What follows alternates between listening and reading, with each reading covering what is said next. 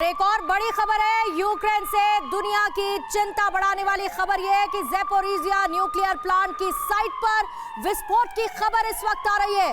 रूसी सेना ने ज़ैपोरिज़िया प्लांट में विस्फोट किया है। रिपोर्ट्स के हवाले से ये जानकारी मिल रही है। ज़ैपोरिज़िया न्यूक्लियर प्लांट के हालात पर आईएईए की नजर बनी हुई है और यूक्रेन से मौजूदा हालात की जानकारी ले रहे हैं, ये कहना है आईएईए का।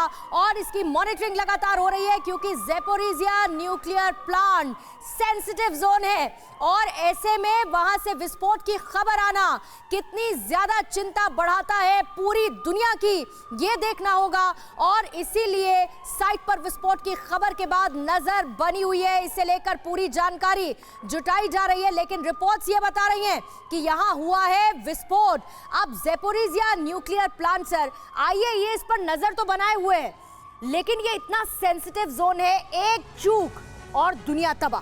बिल्कुल, आपकी बात बिल्कुल ठीक है। जो कोई भी न्यूक्लियर प्लांट होते हैं उनमें कोई भी चूक की गुंजाइश नहीं होती है।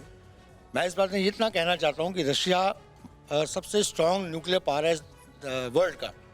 उनकी तरफ से जो प्रोटोकॉल्स हैं, जो सेफ्टी प्रिकॉशन ली जाती हैं, उसके कारण मुझे नहीं लगता कि रशिया एक बार रशिया ने उसको टेक ओवर कर लिया तो वो सारे सिक्योरिटी सिस्टम इंश्योर होंगे, उसमें कोई ब्लास्ट की उम्मीद नहीं होगी। लेकिन जो खबर आई है इसकी, ये जो खबर है ये इसके थोड़ी स्पष्टीकरण आनी चाहिए, किस कारण से हुआ है, किस चीज में हुआ है, किस पार्ट में हुआ है और कैसे हुआ है, उसके ऊपर उसका बयान किया जा सकता है। पर जहाँ तक मेरा अंदाजा है, ये अगर कोई ब्लास्ट हुआ है, ये न्यूक्लियर से रिलेटेड नहीं है, किसी और बिल्डिंग में हो सकता है। कोई इस तरह का रिस्क नाम नहीं ले सकता है रशिया पे।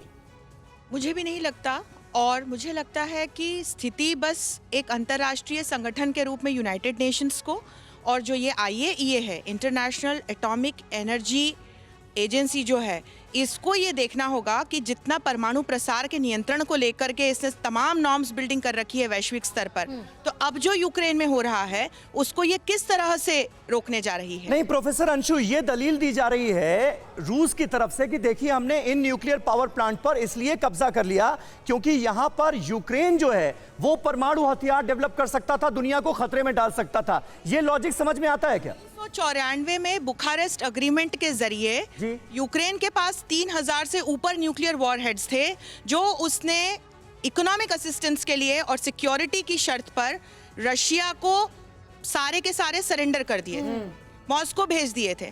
तो मुझे तो बल्कि ये आश्चर्य होता है कि रशिया ने इस तमाम अग्रीमेंट के बाद, उससे सारे न्यूक्लियर वॉरहेड्स लेने के बाद यूक्रेन पर हमला किया। चलिए वो उसका जियोपॉलिटिकल रीजन रहा। परवाह देश की, सोमवार से शुक्रवार रात 10 बजे TV9 भारतवर्ष पर।